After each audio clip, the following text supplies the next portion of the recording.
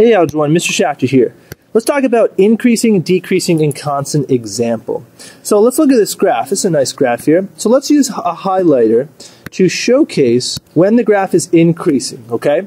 So we are increasing whenever the graph is moving up. So I'm going to highlight this region. Starting right here, moving all the way up here, the graph is increasing, and it stops right there.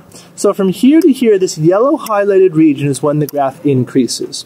In interval notation, we have to use the x values, okay?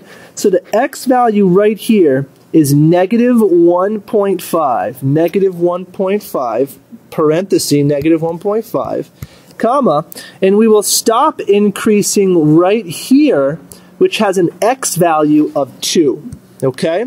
X value of 2.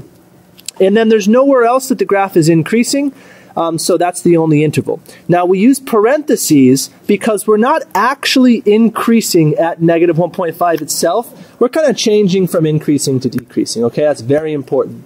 All right, let's do the decrease. The graph is going down here, here, here, here, here, here. And then also the graph is going down from here, here, here, here, and here. So the question is, what are the x values in which the graph decreases? Well, to do that, we start by looking over here. The graph, remember, we're looking at the x-axis, this axis right here. The graph is decreasing over here, over here, over here, actually all the way over to positive, or negative infinity rather. Over here, if I were to look up at the graph, it is actually decreasing on that side. So we're going to erase that and write that down here. So negative infinity, comma, and we're going to decrease all the way up to right here, which is negative 1.5. And then we're going to have to union, because we're doing another interval. The graph begins to decrease at 2, and then it will go all the way, if I look over here at positive infinity, if I go over here, the graph is still decreasing. It's decreasing all the way to positive infinity.